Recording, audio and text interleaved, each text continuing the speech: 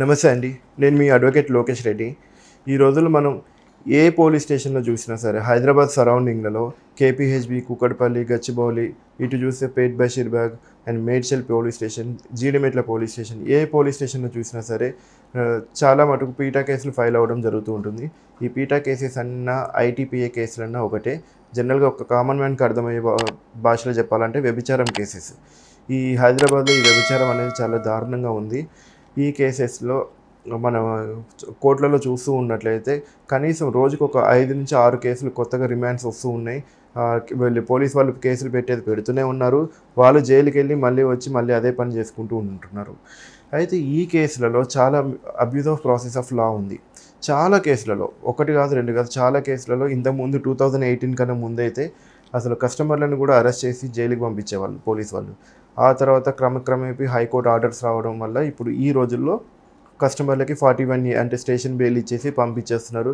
తర్వాత ఒక్కసారి chargesheet file అయినాక వాళ్ళు కొన్ని సంవత్సరాల కొద్దీ ఒక ఐటీపీఏ కేసు డిస్పోజ్ అవ్వాలంటే ఒక్కొక్కసారి 8-10 ఇయర్స్ కూడా పట్టే రోజులున్నాయి. ఈ 10 సంవత్సరాల పాటు వాళ్ళు కోర్టు చుట్టూ తిరిగి వాళ్ళు లాస్ట్‌లో వాళ్ళకి ఈ సెక్షన్స్ అన్నీ అట్రాక్ట్ కావని కేసు కొట్టేస్తున్నారు. కస్టమర్స్‌కి ఎగెనెస్ట్‌గా కేసు కొట్టేస్తారు. అయితే ఈ కస్టమర్ల గురించి మాట్లాడినట్లయితే వీళ్ళు పోలీస్ వాళ్ళు పెట్టే ఏ సెక్షన్ కూడా వాళ్ళకి అట్రాక్ట్ కావు అసలు.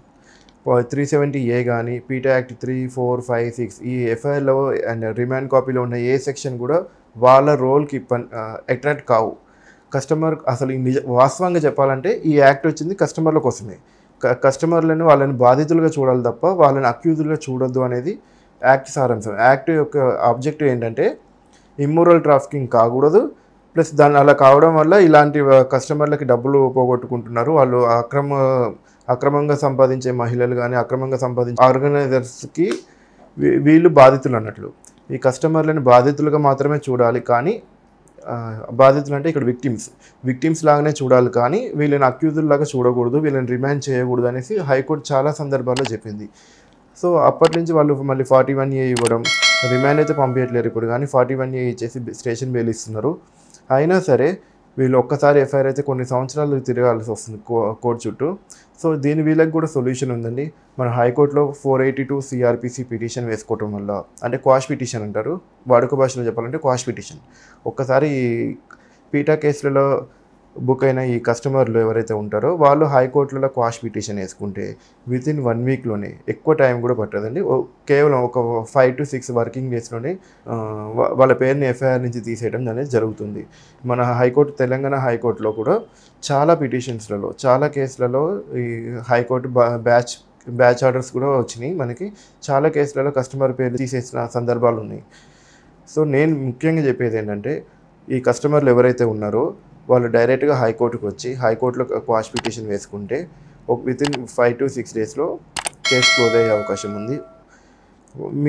కేసులో ఉన్న మిగతా వాళ్ళు ఆర్గనైజర్లు, విక్టిమ్లు ఎవరు ఉన్నారో వాళ్ళ పేరు మీద కేసు నడుస్తూనే ఉంటుంది. కానీ కస్టమర్కి మాత్రం రిలీఫ్ వచ్చేస్తుంది.